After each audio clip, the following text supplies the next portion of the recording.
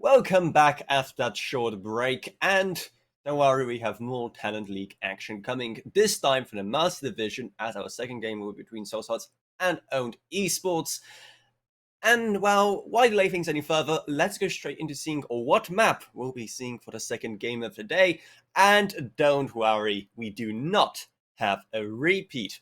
Instead, we'll be going to a different map, which will be Clubhouse. It's always the worst when you have just like two games in a day, they're both the same map. Nope, here we have some variety. And even though the maps that have been they get picked pretty often, that they play quite a bit, there's still maps that, especially in leagues like the Talent League, the teams can really surprise us with some very just weird and crazy strats. And when the chaos starts unfolding, that's when Siege is at its most entertaining to watch, really. Once again, we have our two wonderful casters, Perfo and also Reverence, to guide you through this map. So guys, once again, take it away, and let's hope we're going to have a fantastic Clubhouse. All right, thank you very much, Avrona. And with that, we are back once again. This is me, Reprince, and over there on the other side is Puffer Bob. And without further ado, I think we're going to get into the game straight away. So we're just going to move right into Clubhouse. I've got nothing against that. Quick pace, quick pace. Yeah, we love Clubhouse. You know, it's not... The previous two choices before the bans were, the last three choices, I'll say it like that, were Chalet, which would have been a repeat, Oregon, which, God forbid it, and Clubhouse. So out of those three, I'll gladly take Clubhouse. It's something we haven't seen today and something we did see yesterday, but I'm a personal fan of Clubhouse. So today, it's a day for me. I absolutely love it, and I love these maps, especially with Clubhouse. Clubhouse, it's new. It's not new, but it always gives me this nostalgic feeling. Always has been and always will be my favorite map. Now, let's actually get to the operator bans. So as we're seeing here, we're going to be seeing Soulsheart face off against Own Esports, and it's going to be the first two bans on the attacking side are going to be Dokkaebi and Ying. Now, I would personally say that's normal, and I think Reprince, you would agree with me. Well, I mean, it isn't whatever Pingo is doing.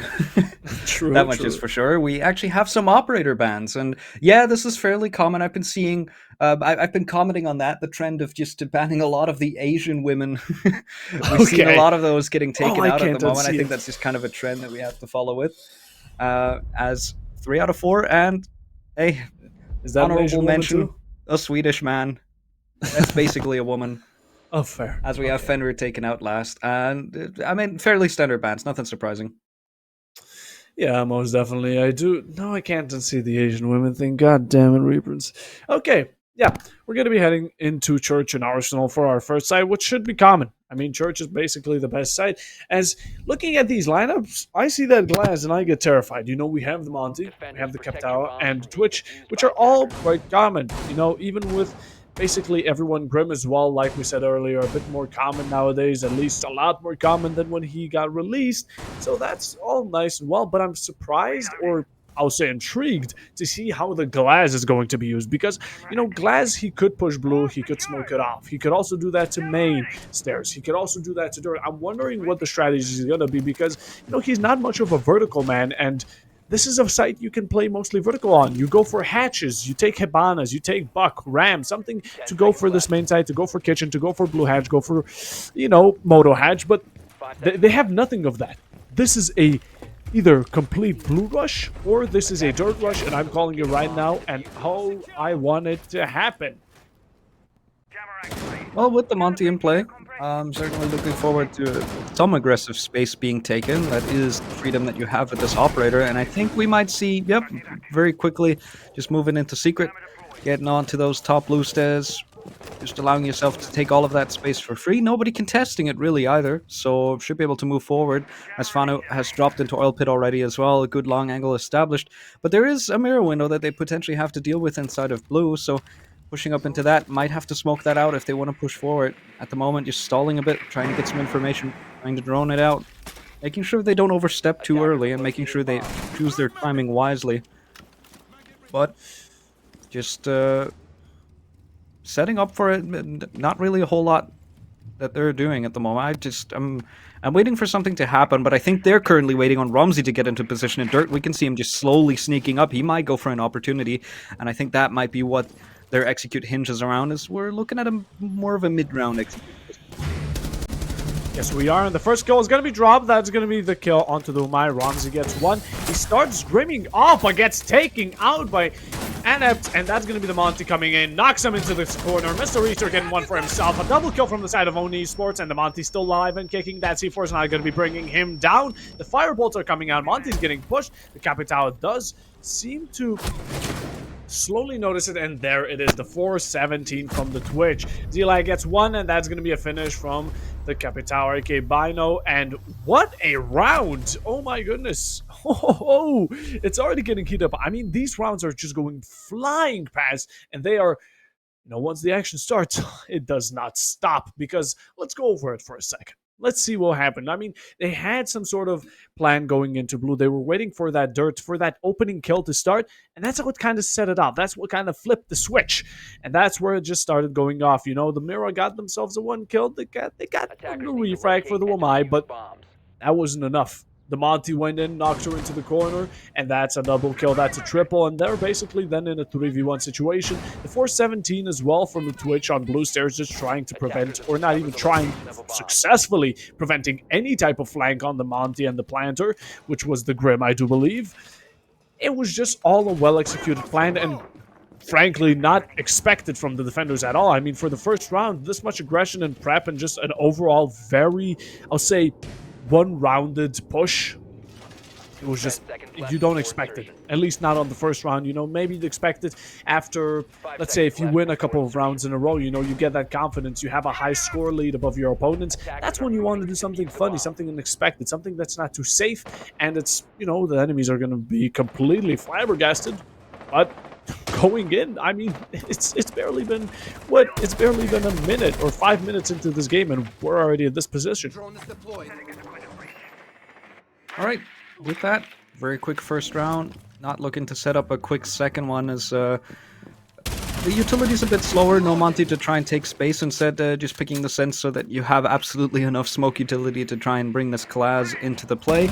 No Warden to try and counter that out. I think that's interesting. Potentially an option for Owen to smoke off a lot of angles and get themselves in. But with it being basement again, Soul's Heart, they want to play it safe. They want to make sure that they can play their strong site twice in a row. Didn't work out the first time, but now with this adaptation, you're not going to allow a blue rush like that to happen twice. You're going to be careful about dirt this time around, so that's not going to happen a second time. Owen reading into that beautifully, also doing a counter adaptation, just saying, all right, we're not doing this twice. Instead, just going for more of a roam clear, doing so fairly quickly, very effectively so. I mean, Bino did almost die, but other than that, already playing Vert with still, like, there was almost 2 minutes on the board when the Buck already started opening up some of those verts. Now the hatch getting opened up as well. This is very quick pace from Owen, doing a good job with the time management here. The question is, how does that pan out going into the late round? Because while they might have cleared the roam, while they might have cleared everything up above, there's still quite a decent bit of util to try and clear on the site. As there's mute jammers, there's mirror windows to try and deal with.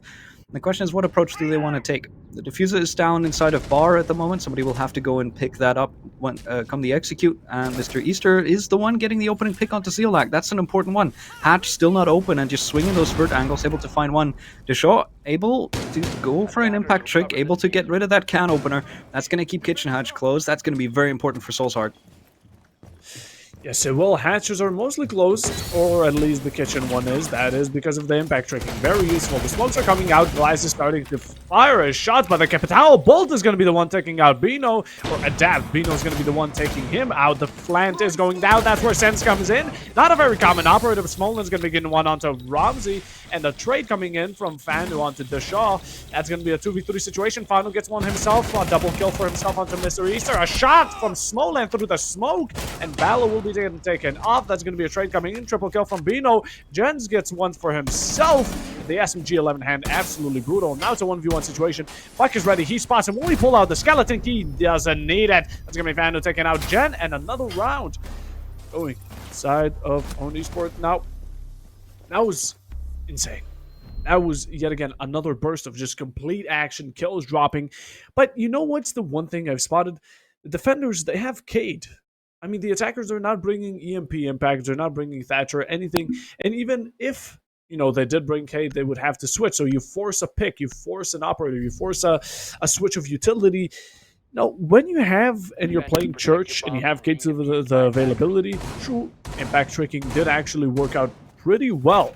I mean, Umai was just going at it, not letting anything go through. The Shah was just, he was standing his ground, but at the end, Kitchen Hatch wasn't used. It was mostly blue and Moto. So, yeah, I'd still prefer to see some sort of Kate, some sort of electricity, just like right now. I mean, they have a mute and they're relying on this mirror setup.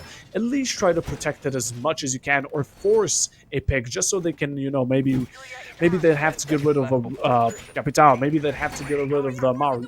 It's still a forced pick, forced gadget that you need to bring out just so they can proceed with their plan. Also, that is Ramsey with a shotgun and a Maru and diffuser. Very interesting. Let's see where they decide to end up putting that Amaro. I don't really know if there's anything I can think. I mean, other than Jim, obviously. Trying to go into Jim fairly early on might be the choice to go with, as Ramsey already inside a strip club, just trying to move himself through. Does have that shotgun in hand for some very close angle coverage. That SMG11 also very powerful in close and mid-range engagements. Very high fire rate, very, very capable of just delivering a quick few headshots to a few players. And the thing just shreds on close range. It has such a high damage per second output. Yeah, now a breach coming through over onto CC wall. Bit of a more default take from Owen to try and clear from cross side, or at least to pretend to, as Zeolak gets the opening pick. And the main wall over on Jacuzzi will be opened up as well. There's a mirror window to try and deal with after that, so the wall itself not being as heavily contested as bathroom itself most likely will be. Bit of a swing coming on through. Adapts, trying to see if he can spot an opportunity. Is not presented one, falls back to the mirror window. And with that, man disadvantage for Soul's Heart, as they just have to try and hold onto some of this space. Smolan in an interesting position. He still has Rafters control, so by no means any CC control gain for the side of Owned yet. Just the one player outside who's still trying to go for a bit of a drone. I'm not sure if that player's still there. And Ramsey's still waiting on his opportunity, waiting on his timing to come through, waiting for the teammates to give a call out. Okay, now you go. And here it goes. Two smokes come out. Adapts tries to go for the C4, but he gets cut down. It's a beautiful execute from Owen. There's a flurry of orange in the kill feed. A bunch of kills go the way of Owen. It's a post-plant situation. It's only down to Smolin, who was over on Rafters just a second ago. He gets taken down as well. Good round for Owen once again.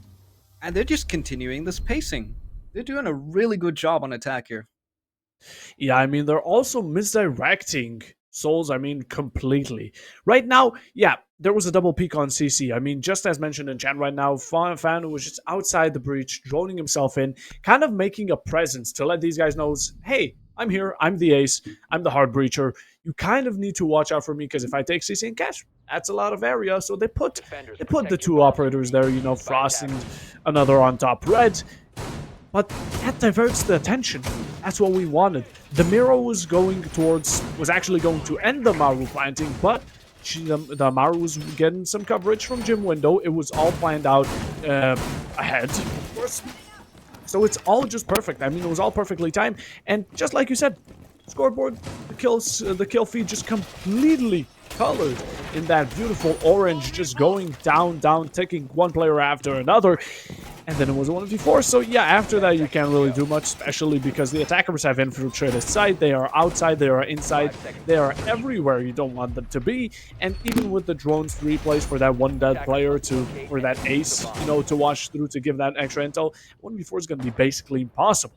So yeah, own Esports right now, you could say they're owning them. They're absolutely demolishing. First 3 rounds, very dominant, and they're still keeping at it. So let's see how they're going to be going towards CC and Cash, because this side, again, I do like that the Souls actually switched over to the Bandit. Main breach is extremely important. This is a main breach reliant side, you could say, because it just exposes so much.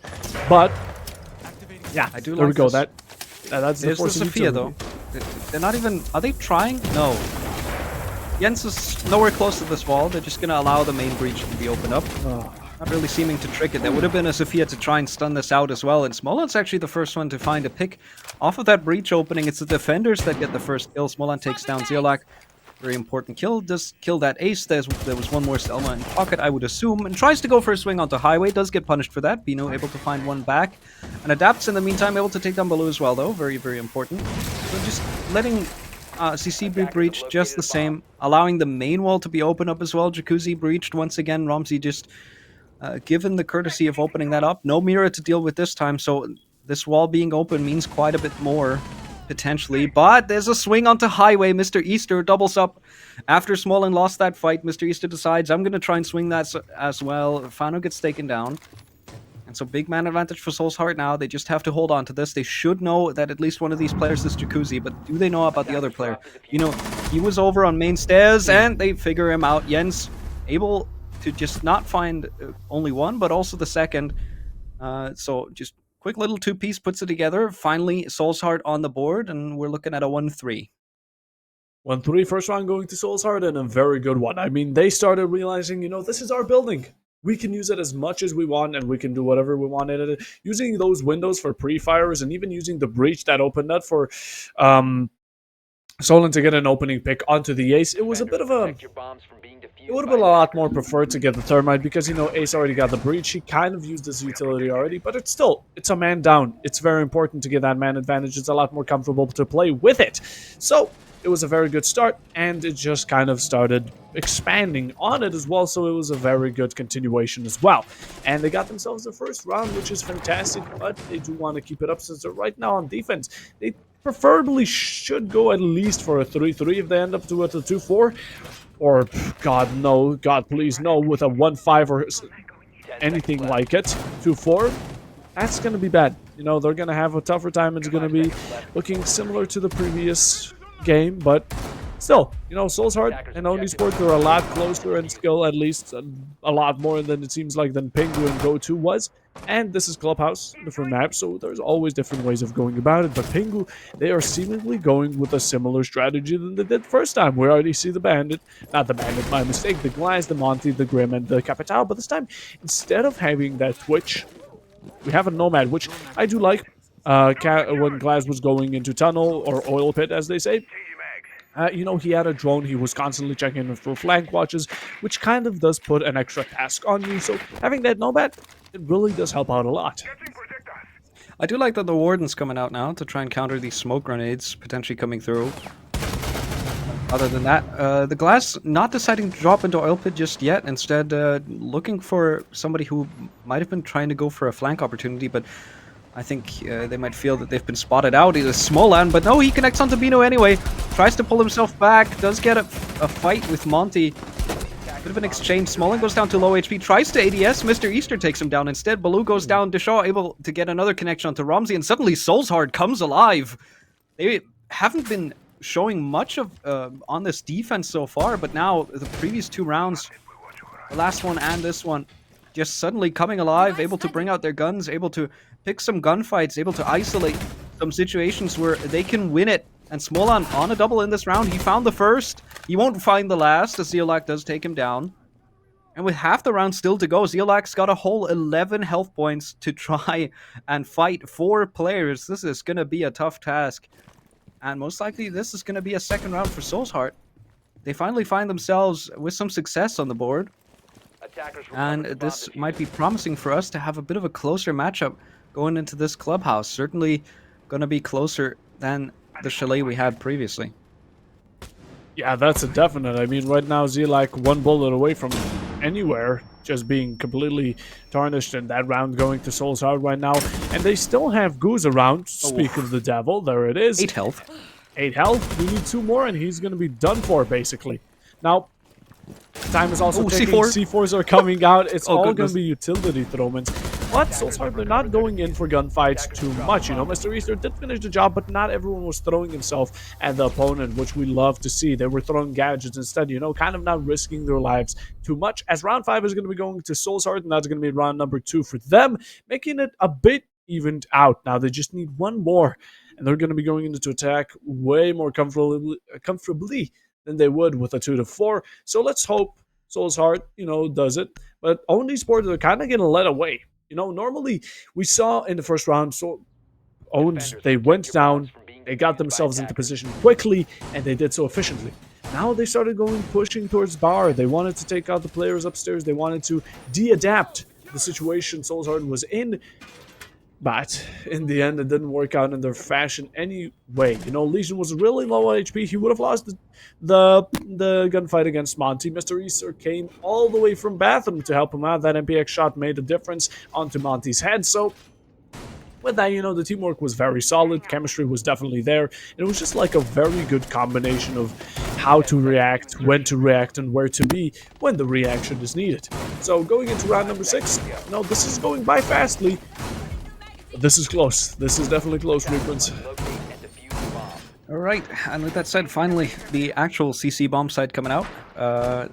We did see some action over on this side of the map with Jim being played quite a few times, but now finally we actually have some action over here on Rafters directly. Fano once again on this Monty, very understandably so, but there is a Frost to try and counter that. I see a fairly classic setup over on Rafters. There's a deployable shield, and behind that we have a bit of a Frost mat to just try and bait a bolt over, which will get you caught in that welcome mat.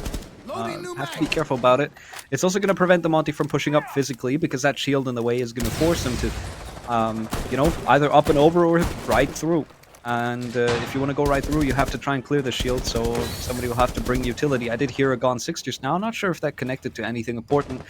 And Smolen's down in the basement. Might try to look for an angle all the way up from Oil Pit to see if he can maybe find an angle onto this Monty pushing himself up that staircase. But Fano does have a shield in front of him. Not really going to be much of an opportunity for Smolen to find anything. No big damage done. Fano does take a tiny bit of damage, but Mr. Easter is safe here. Like I said, the shield is protecting him. There's nothing much for him to do, but there is some fire coming out and the extend coming in at the same time. The Frostmat gets cleared as well. Very good job. Very attentive for Fano. 2 picks for the side of Owen, and they're looking to convert this into a 4-2-half as they have complete Garage and Rafters control now. Yes, they do an insane combo coming, you know, bolt out from the Capital and the Monty just the extend. It was all perfectly timed. And just like you said it, the controls there is now all they need to do is nicely get onto the site. Even breach from the outside would be preferable because the Thermite, I mean, he has the diffuser. He's probably waiting. Maverick also below just trying to prevent any type of flank. I mean, Jens also knows he's there, you know. It's kind of an exchange of situation. Actually, the breach is already there. They basically have CC under control. Now all they need is red and the downstairs side, but Jens is going to be taking out the Maverick. That's going to be Valo off the board. It's a 4v3 situation. Still man advantage for the Esports. You know, they're not completely evened out, but they're getting there. They're making it, and Frost is looking to utilize that run out. She almost does it, but ends up revealing herself more than anything. Smoke canisters coming out. 40 seconds on the clouds. Monty's going to be forced to push up a bit forward. Will he get taken out by the smoke? Yes, he does. Actually, no, it's going to be Jens from the back. Construction flank comes in, and that's going to be the smoke canister just leading Monty to outside directly into the fires and the guns. That's also going to be no diffuser for them yet. I thought the Monty had it, but he was just a bit of a walking drone, nothing else. We do have Cyrils and C4s in hand, which could come in quite detrimentally. And very aggressive play from the smoke. That's going to be 1 kill. Jens gets a triple. Will be seeing an ace. No, the Shaw gets 1. That's a 2v1 situation. And Rim gets 1. That's going to be 1 from Zelag. The ping is there. Actually, Frost is below, so in quite a worryable situation. Comes up red. The plant will be going down now. It's a lot worse of a situation for these defenders. Trying to go for any type of pre-fire. The info is there, and a quad kill for Jens, and a very nice finish. Just to allow Soulsheart to get a 3v3 situation. And yeah, that's going to be evening out. And holy, Jens absolutely carried. His back must be aching right now. This was such a winnable position for Owned. A beautiful attack, a beautiful clearing of Rafters, early advantage, able to get into a 5v3, taking their time rotating the diffuser carrier around to go over to Rafters, breaching that wall, so that you can, you know, walk your way into site without exposing yourself, because you can't make it through that part of the soft wall because you're going to be exposed to cash, and you can't bolt through the window because you're exposed to red. So instead they open up that one little reinforcement in the middle. But Jens on a quad kill in this round, unstoppable. He's not only denies the plant once in that 3v3, he also keeps himself alive, goes back down below, and is able to win out this 1v1. That's incredible. This was by all means a round that Own should have won. Own had the opportunity to put the plant down multiple times. They wasted a lot of time, and the Monty, smartly forced out by some of those smoke babes, just being forced to push way, way too far ahead. With no teammates to try and cover him, he just walks himself into a crossfire, low on HP, nowhere to retreat to, with the canister blowing up behind him. So very well played from Soulsheart to use their utility. Very well played from Jens to just be finding and isolating the gunfights where he needs them. Stopping that plant, most important of all. And with that, I mean, Soulsheart, they move into a 3-3 half. It looked like Own was putting together some very confident attacking rounds, and Soulsheart were not putting up anything in opposition to it. But now, they finally come alive. This last one a bit more shaky than the other two they won, but certainly still a confident half. Being able to salvage a 3-0 into a 3-3, nothing to scoff at. Definitely would be very happy with that. It's the best you can do in that situation. Literally. You can't do any better than that for the remainder of the half if you're down 0-3 already. And so, they gotta be happy with that, moving with some confidence into this attack in half.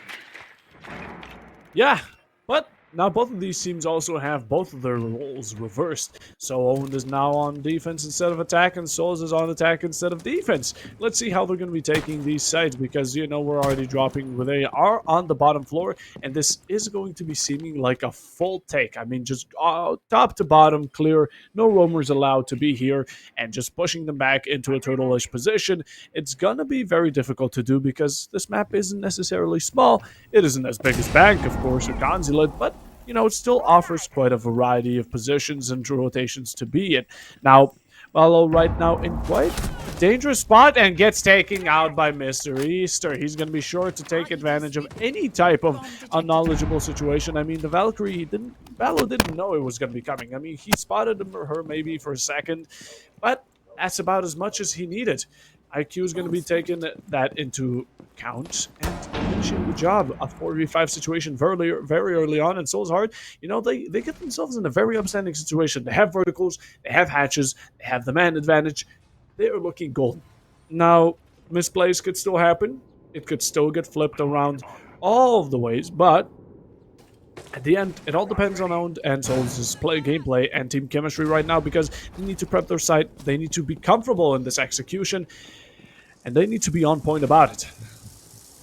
Alright, I like this. One little set of those Grim Bees coming out to see if there was anything to deny it, maybe a Walmai or a Jaeger. Of course, we can see that none of that is on the board, but the players can, and so one little set of bees comes out. They know it's clear. Ash Charge immediately follows that, shatters the mirror window. Nothing left to play with on that.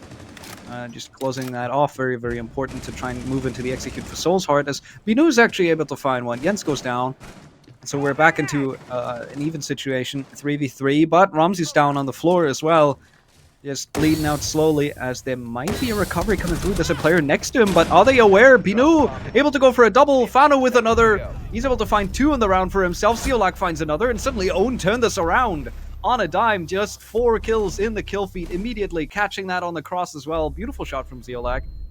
And Owned, somehow, just turning the situation on its head. They lose a player, he's down on the floor. I'm thinking, all right, now Soulsheart can go comfortably into an execute where they can trade their way to success, but instead they just shut down on all fronts.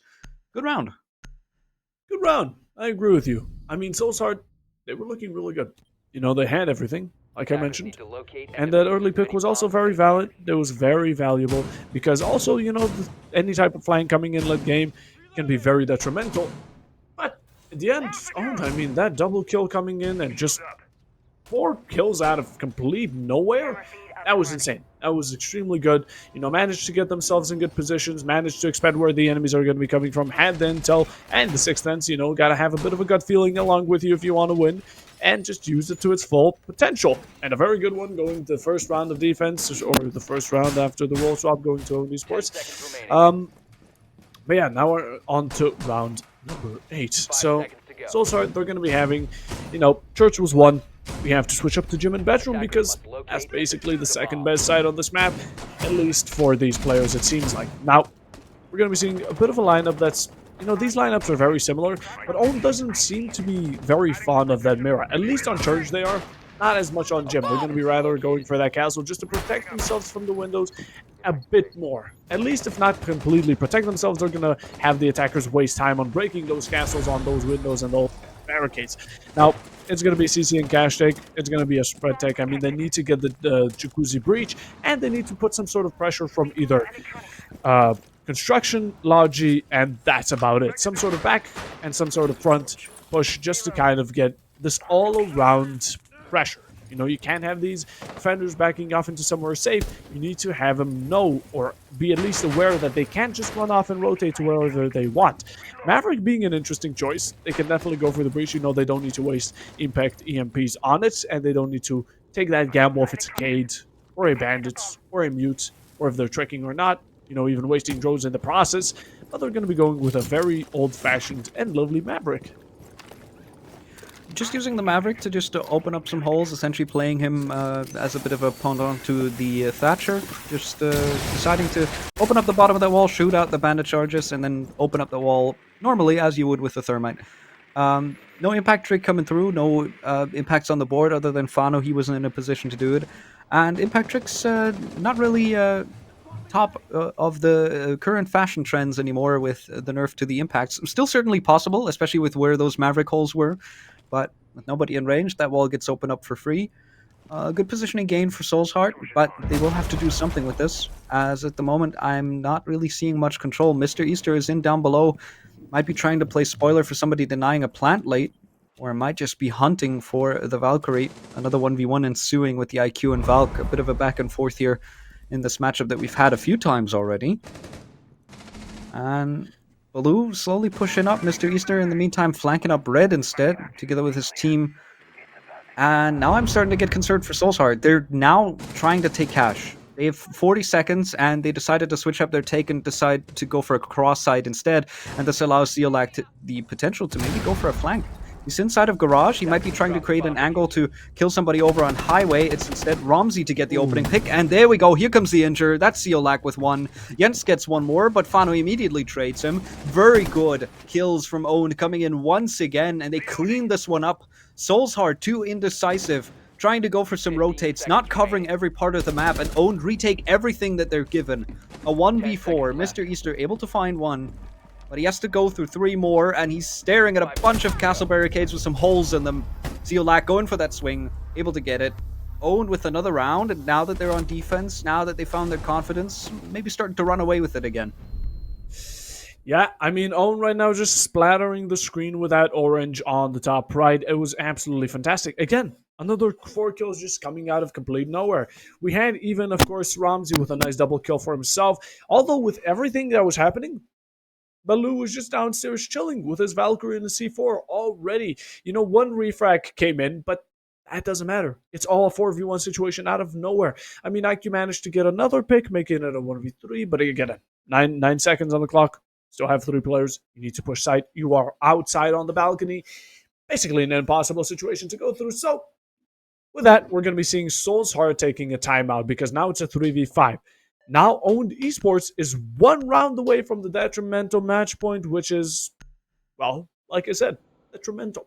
It's very pressure putting. It's very annoying to go up against something where you realize if we don't win 3 rounds in a row, we're losing. And this is a BO1, not a BO3, not a BO5. We don't get second chances. We either take it or we go. So Souls are taking that timeout is very valid, you know, probably had to go through some strategies, maybe a way to counter, or maybe explaining why these 4Ks came out of nowhere. What was wrong? What happened? Why did they allow these chaining kills? Like that. Boom. And there it is. The leaderboard or the lineup just completely taken out. But in the end, you know, it's also these unexpected angles that Owned Esports makes.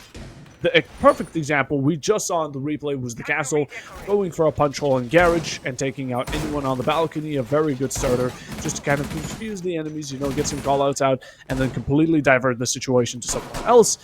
As we're going to, again, CC and Cash, we're seeing it. Owned Esports, first time for them. Earlier we saw it with Souls, we're Owned almost won their round here, but not just quite. Not just quite, you know, they almost did it. Although it was down to a Frost and Grim 1v1. But, you know, Jens got a nice squad and managed to clutch up that round. So they're not up against the match point just completely yet. But we're getting there slowly but surely. Oh. All right, and with that, Mr. Easter goes down early. That's the Capitao off the board. The mirror window on the main breach does get punched out.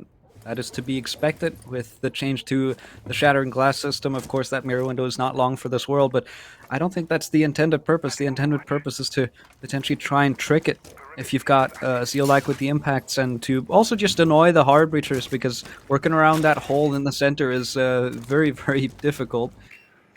And losing Mr. Easter early, that's, no firebolts, no smoke bolts for a potential execute coming through.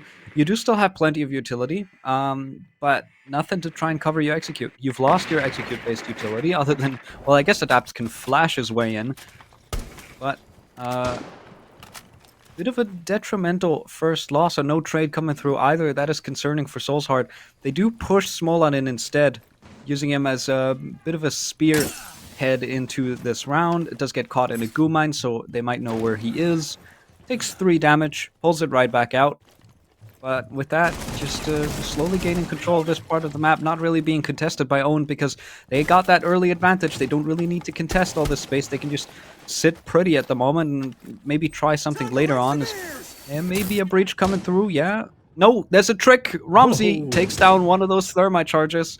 That's very unfortunate. No vertical control for the side of Soulsheart, so just able to trick that wall. Ramsey not under any pressure either, as Fanu has a mirror window to cover his doorway too. He doesn't really have to worry about it. Baloo takes down Deshaw as well. This is starting to go real sideways for Soulsheart real quick, as Fanu takes down Adapts as well. It gets worse and worse. With a minute still on the board, Ramsey takes down one more. Fanu another. Own a flawless round. They've gained their confidence, and once again, just like they started this map, 3 rounds in a row on this defensive half, and they're on match point, 6-3. Absolutely dominant, absolutely brutal, just wiping the floor with them. This is insane. I mean, a flawless round. Not even a single kill came in. They got the early pick. They even denied the thermite breach. I mean, the thermite couldn't even get a breach in because everything was just going downhill. A C4 from below, a flank, and then just from the up front, the bandit even going in a bit more aggressive on the construction, the finishing off the floors. We need to take a breather because this has been a trip. And now, Soulsheart is looking to face up against a match point. So they need to get these 3 rounds, be them lucky or be them all full of skill, whatever it may be. They're depending on it or they're out of the league. So only Esports right now, they're looking comfortable, in their suits, just standing on business, sitting back in their chair, enjoying their ice cream. Whatever they're doing, they're definitely not heated about it, nor are they stressing. They're looking good.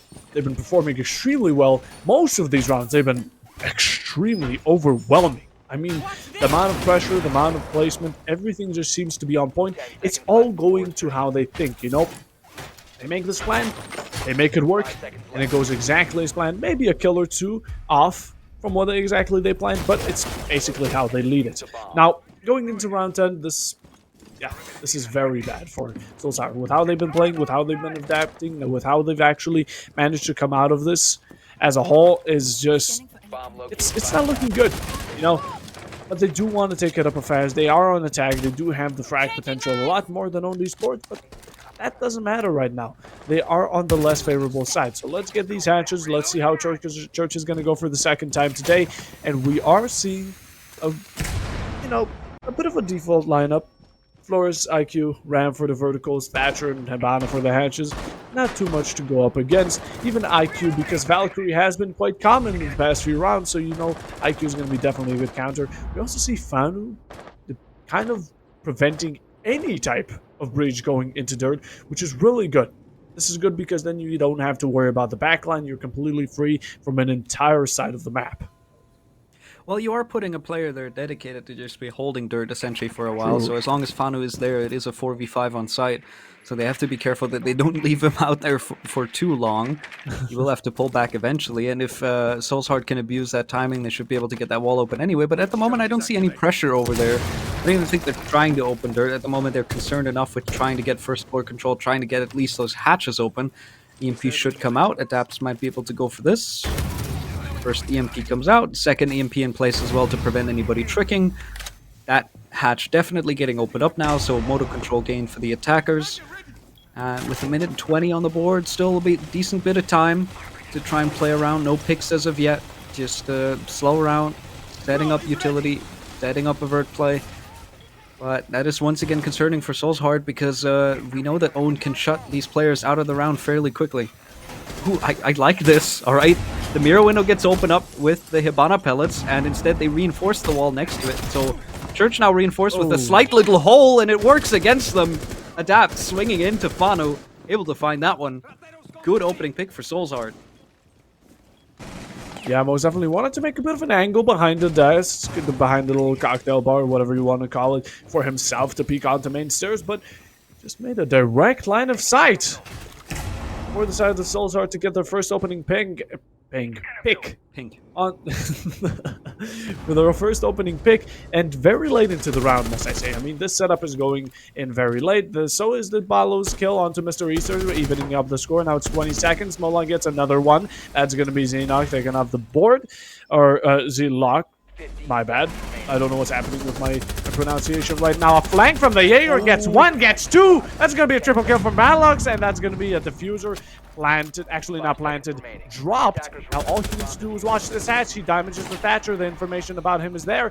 All he needs to do is drop. The Warden is there. They know where they're planting. They know what's going down. A kill drops. A trade comes in, and all they need to do is get this plant down. And oh, what a shot onto the head, finishing the job. A double kill from Ramsey, and a GG coming onto Oni Spurs as they're going to be taking this 7-3. Ramsey had no idea where that plant was coming through, but he flicks the player and absolutely shuts him out of the match anyway. He gets that first injure, and hot as he takes out that last player. Ramsey, quick little 1v2 off of a beautiful flank and triple kill from Baloo, able to just completely deny that inside of Moto. Really good job. And a deserved victory, a deserved 3 points for Owen as they close this out in regulation. 7-3, another fairly confident victory. This is a bit of a repeat of what we had in the first game, minus the lag in the final round. A very deserved win this time around for Ramsey. Really well played. Lovely little highlight at the end there. And we're back to our beautiful faces as that's already it for the two matches we've had. A fairly swift two, I would say. Yeah, most definitely. I mean, it's a lot faster than yesterday, so I think we're going to be happy as it went. But both teams, look, at the end, we got to give it Pingu and Owned were basically going through the competition without much of an issue. But G2, Go2 and Soul still put up their best effort. They still had these moments of, where they actually put up a very decent fight.